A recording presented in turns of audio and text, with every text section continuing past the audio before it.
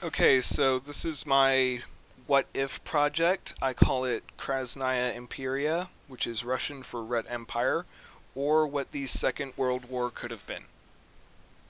So the premise is that in this alternate timeline, Germany willingly demilitarizes after World War One and begins focusing on an economic recovery.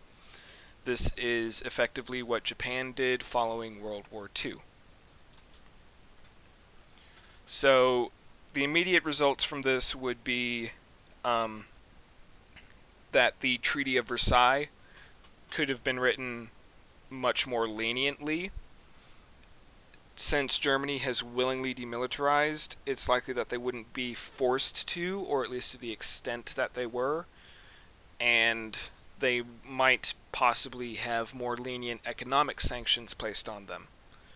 However, due to the fact that peace was reached more amicably, um, it's likely that World War One's methods of warfare would just be accepted as a cultural sort of standard for warfare in the 20th century.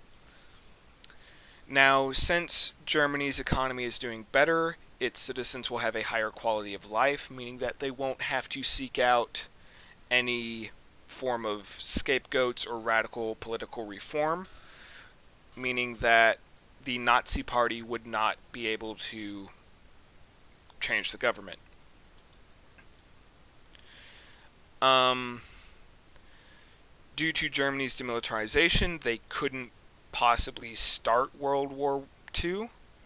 If World War II does start, it's likely that it would be started by the USSR, as they are pretty much in second place for being in position to start a global conflict. So, in this alternate timeline, the USSR begins expanding westward, sort of gobbling up small Eastern and Central European countries such as Latvia, Romania, and Estonia, and expanding into the Middle East through Afghanistan around the year 1936 to 1937. In our timeline, France and Britain declared war on Germany, and the French Prime Minister declared that Germany seeks to establish a dominion of the world completely different from any known in world history. Um, so I think that this same mentality could be applied to the USSR in this alternate timeline. Um, this Second World War would be called the Franco-Soviet War, as it is, from a political standpoint, primarily between France and the Soviet Union. France, Britain, Poland, Germany, the USA, Japan, and other countries such as Australia, Canada, they would all form the Alliance Powers. The USSR, allied with Red China, formed the Comintern in an attempt to expand communism's spread on the world. It's likely that there would be other countries involved in the Comintern, possibly possibly Spain, or maybe some African countries.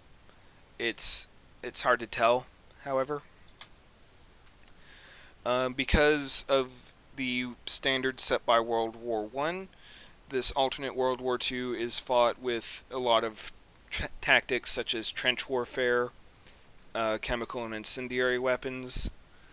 The casualties, especially in Europe, are much higher as a result. In Asia, the war is primarily a guerrilla war between Chinese communists and Imperial Japanese sort of peacekeepers. Um,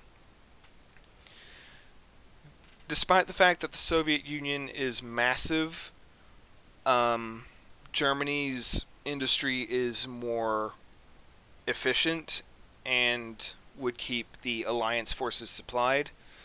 Eventually, famine would begin to set in, and the USSR would have very high both civilian and military deaths. Once the Soviet war machine collapses, it would not be able to supply Chinese communists, which means that Japan would eventually find victory in the Asian theater and begin attacking Russia directly. It's possible that America would intervene directly in an attempt to end the war and defeat communism. And once America's military intervenes on the European front, it would only be a matter of time before the Soviet Union was completely overwhelmed. Um, so eventually the USSR surrenders. In our timeline, approximately 83 million people, or 3% of the global population, died in World War II. I believe due to the alternate tactics being used, 5%, or approximately 115 million people, would die in the Franco-Soviet War, largely due to the widespread trench warfare fought between Europe and the USSR. The Franco-Soviet War would have had a widespread impact in all nations around the world. France would suffer political unrest due to the high casualties in the war, combined with the fact that the country already had some Soviet-leaning political stances. In the modern day, France would be struggling to combat radical ideological groups who believe that France should have been an ally to the USSR instead of an enemy. Once Germany rebuilds their industry and infrastructure after the war, they would become the true seat of economic power in Europe, probably becoming a global supplier of electronics and other consumer goods. Russia, once the USSR is dismantled, would be reduced to a near third world country. Poverty would be rampant, and Russia's economy would never recover to pre-war levels, especially with harsh economic sanctions placed upon it. Also, America would become increasingly conservative. While not quite the Red Scare of the 60s, American culture would develop a bit of a distrust for progressive ideals, associating them with communist ideals, which, as the USSR has demonstrated, are very warmongering. In China, Maoist policy would never reform the government, and China would be more capitalist and democratic than it is today, probably becoming an economic ally with the United States very openly.